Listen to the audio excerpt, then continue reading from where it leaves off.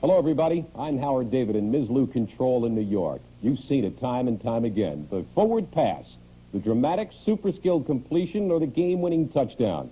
Always emphasizing that the pass has become the most visible, most exciting play in football. And now we'll bring you the whole story of the pass from its birth more than 75 years ago. And with me to tell the story is your co-host, John Unitas, who knows as much about the pass as anyone, who in his legendary career with the old Baltimore Colts was a genius at picking defenses to pieces, doing it for 18 years, 40,000 yards, all-pro status, Hall of Famer, 3 times the National Football League's most valuable player. We welcome you, John, and I'm sure you'll agree that the forward pass is certainly the most exciting play as far as you're concerned in football, and in some cases it's even has a weird history attached to it. Thanks, Howard, for all those nice things you said about me. And yes, the pass has been a big part of my life. And yes, the coaches and quarterbacks live by it, and sometimes die by it. Now, let's go way back, because the pass started in the early days of the century, 1906 to be exact. Football's early days, primitive by today's standards, had captured public interest, even though a Cornell president said he wouldn't allow a group of students to travel 400 miles for a game to, quote, agitate a bag of wind. The bags of wind were soon agitated across the nation, but the game was all muscle and mass momentum. The flying wedge led to horrible injuries and many deaths. And so when President Teddy Roosevelt ordered the colleges to open up the game or he'd abolish it, the forward pass was born in 1906.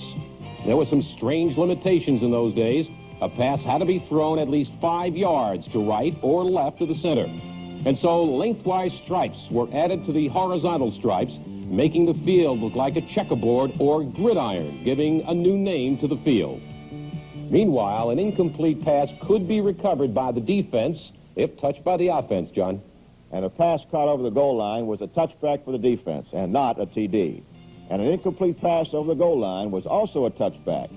Passes were limited to not more than 20 yards, and for many years, not more than one pass could be thrown in one series of downs. And there was no such thing as pass interference. Defenders were allowed to belt or maul a receiver at will, before the ball got there or while he was trying to catch it. Well, the rules makers took pity on the receivers and soon put in an interference rule, and the pass began to make progress. By the way, here's what early footballs looked like. Before the turn of the century, they were roundish, almost like soccer balls. Then an early oval one, mostly lobbed end over end. Then they narrowed it a bit, and passers learned to throw a spiral for more speed and accuracy. Then Amos Alonzo Stagg of Chicago pioneered firing the ball to a man running to a certain spot at full speed instead of just camping under it. Howard, is beginning to sound like modern football, especially when they dropped that silly rule limiting a pass to 20 yards and began making heroes out of guys with strong arms. But coaches in the East sneered at the pass as sissy stuff and too erratic. But in 1913, 2 kids at Notre Dame, quarterback Gus Doré and an end named Newt Rockne, practiced the pass all summer on a Lake Erie beach, Doré throwing and Rockne catching.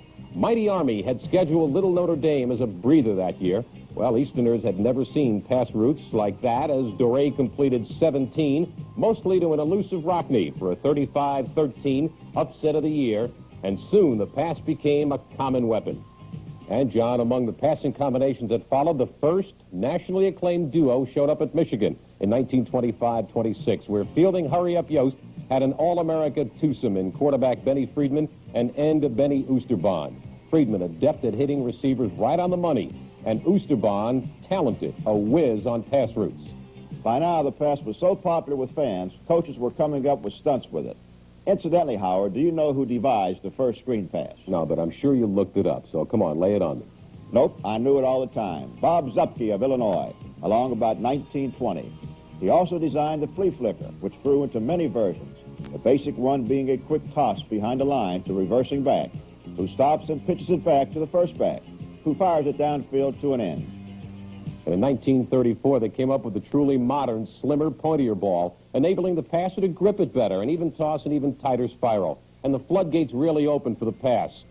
Look at this, even crazier flea flicker designed by Francis Schmidt at Ohio State.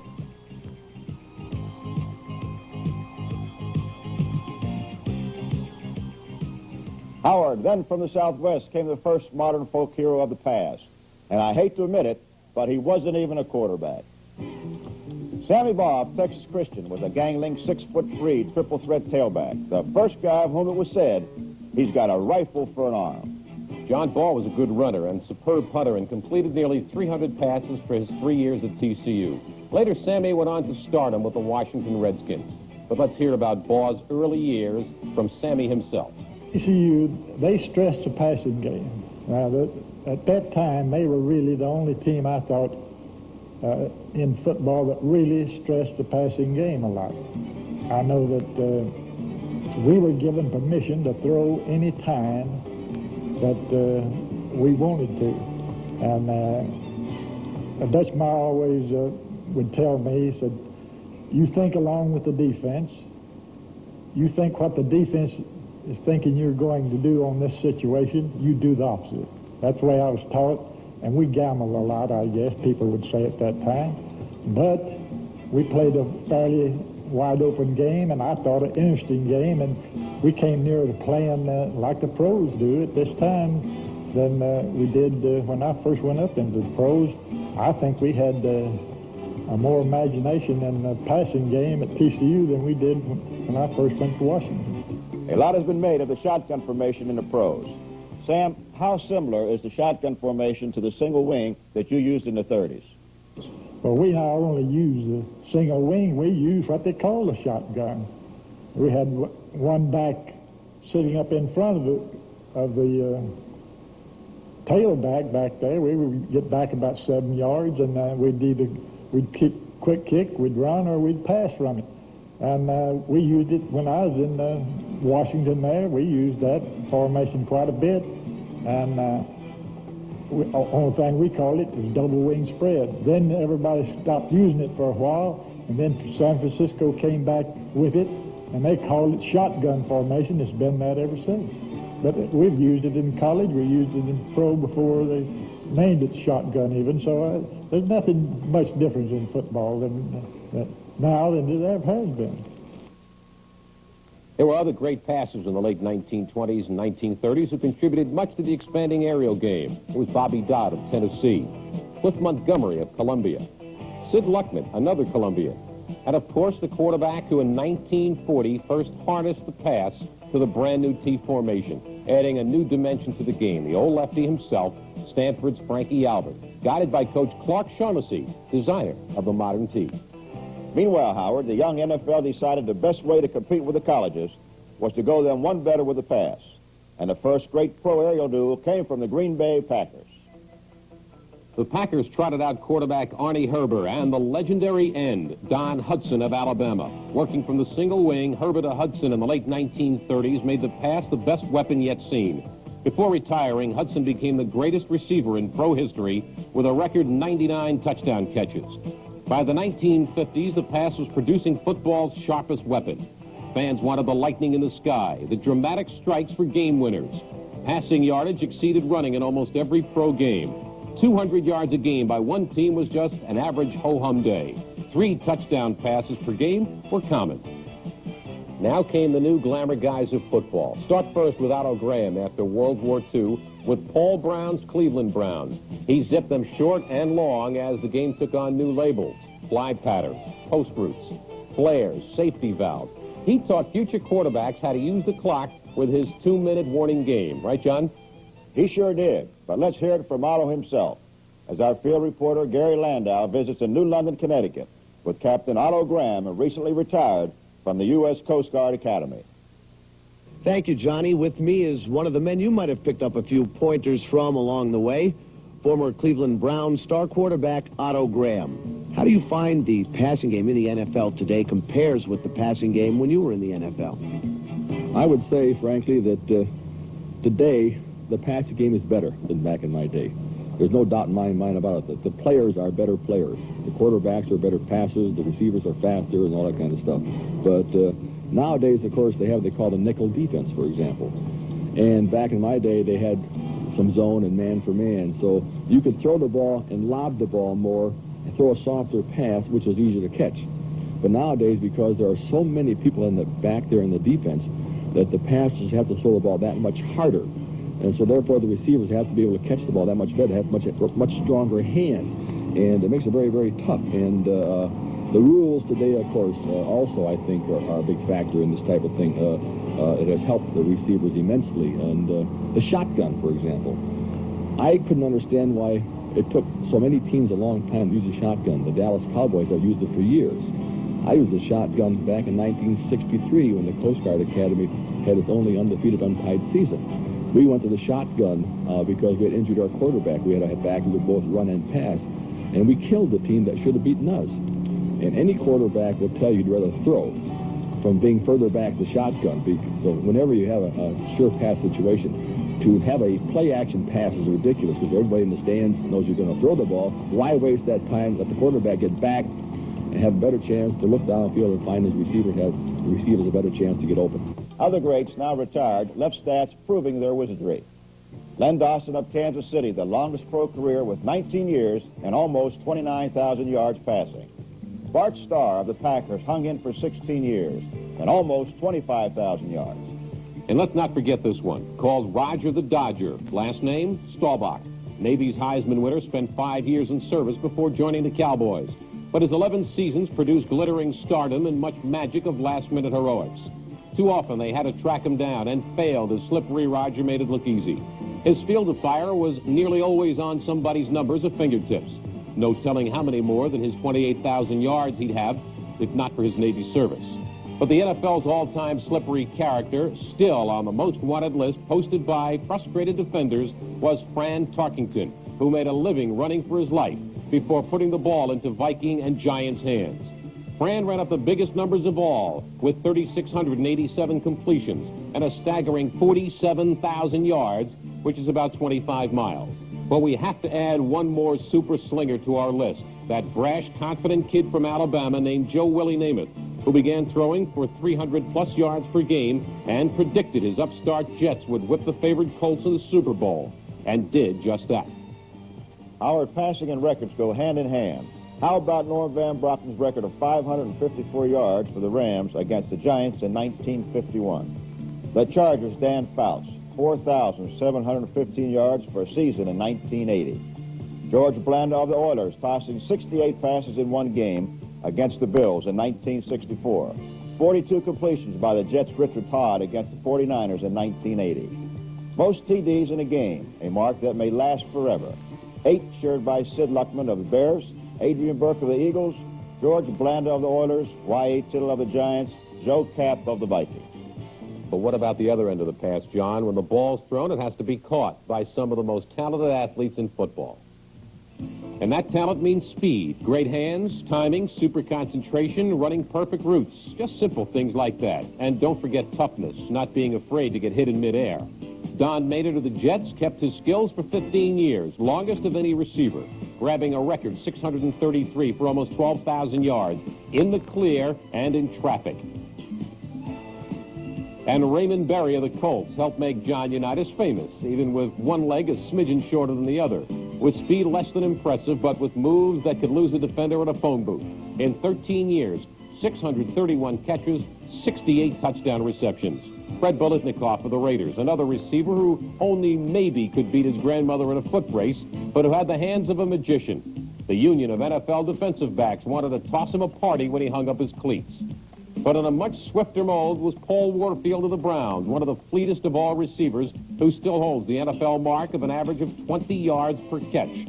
And before his injury, Kellen Winslow of the Chargers, because of his speed, strength, and courage, was known as the ultimate tight end. John, I think it's time we pointed out that the pass is more than tossing the ball and catching it. Between those two is a lot of theory, a lot of planning, and even some doubt and frustration. Let's explore one of the best offensive minds in the game. And for that, we go to Joe Starkey in San Francisco, who's standing by with the head coach of the 49ers, Bill Walsh.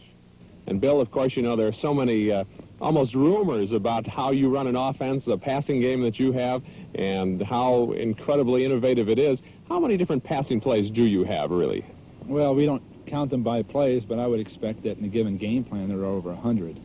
Now, these are things that have been practiced and rehearsed over weeks and actually years of time, where a formation may vary from week to week, and there are certain concepts that hold true on all of them. But to be honest with you, there'd probably be 100 in a given game plan. I think a lot of fans, when they think about a team built around offense, assumes that you live and die by the bomb, you throw the long one for 40 or 50 yards.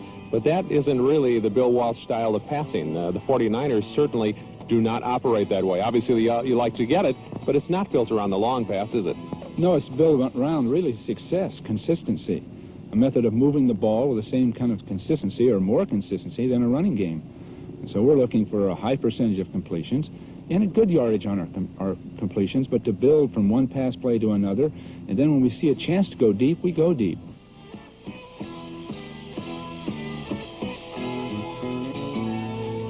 Coach, looking at your overall offensive game plan, do you look for a particular type of lineman for your offensive plan? Well, not really. We're looking for activity. We're looking for the best athletes available. Then we sort of mold our system around them. If we have Bubba Paris blocking well, we like to run behind him. But one thing we have to have are receivers that don't drop the ball. You have to be able to catch the ball in our system, because we just can't afford wasted plays where we get a man open through the movement of a lot of other people only to have him drop it. And this year we've had a minimum amount of drop passes. A couple of years ago we had virtually none. But that's a big part of it. Howard, we mentioned doubts and frustrations about the pass. And in the interest of balancing our act, we should point out there have been highly successful coaches who didn't throw the ball around a lot. For the most famous in that regard, we go to Gary Radnich in Columbus, Ohio, standing by with Woody Hayes, the former Ohio State coaching great. Coach, pro football today predominantly relies on the passing game. Do you feel they're going overboard in that direction? I'm sure they are. I'm sure they are. As a matter of fact, yesterday would almost prove that, because so many of them, their passing game didn't work. Why? Because that's all they had. Now, if they were running in there and forcing those linebackers to play the run, then they'd have a good passing game with it. But they're going overboard on the passing, and yes, and it is causing a lot of teams to get beat, because that defense is getting tougher and tougher and smarter and smarter. Had I gone into the passing game, I'd have done the same thing they do now. Pass, pass, pass, pass, pass, because the two games don't go too well together. Because in your running game, you've got to be firing out and making that defense move so you can find a hole to cut through. Action and reaction on the defense. Now then, in the passing game, no, sir, that big lineman's got to drop back and pick up that rusher as he comes in. Well, I've always said you don't retreat to victory. And in our league, the great passing teams always end up in the second division. Thanks, Woody. You know, John, fans hear a lot about pass routes. Any mystery to it at all?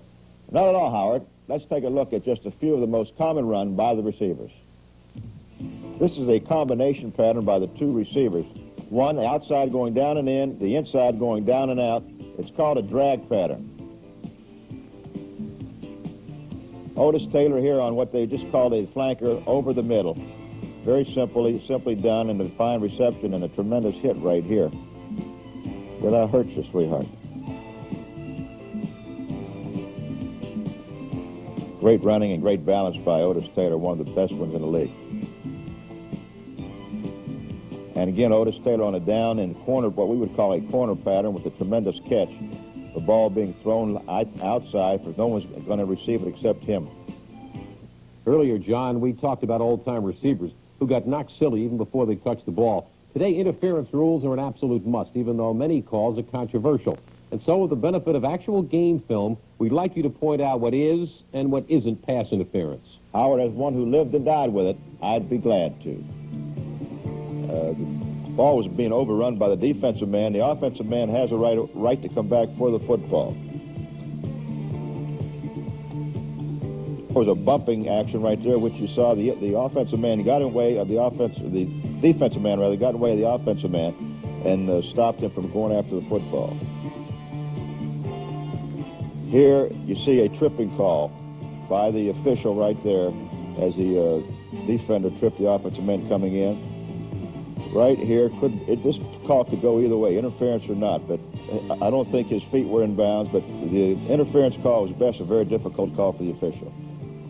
Certainly, the history of the forward pass would not be complete without discussing the forward pass and its value to John Unitas, coming out of Louisville and not being heavily thought of by the pro game, but yet you made a lot of doubting Thomases regret their words.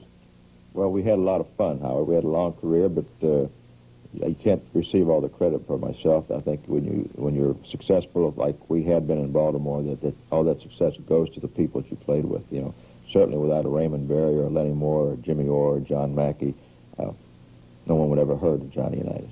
You mentioned all of the quote-unquote skilled position people. The offensive linemen, though, had a lot to do with keeping your sanity, not to mention your health. Well, I don't tend to overlook those people. I used to take them out to dinner at least once a week just to make sure that they were happy and satisfied and to keep those people off me. John, I know this half hour has gone by very quickly for you, talking about your favorite subject, and to all of the receivers and quarterbacks that helped make this an interesting program, we thank you very much for tuning in. For John Unitas, I'm Howard David saying thanks for watching the history of the forward pass. You have just seen the history of the forward pass, a phenomenon that continues.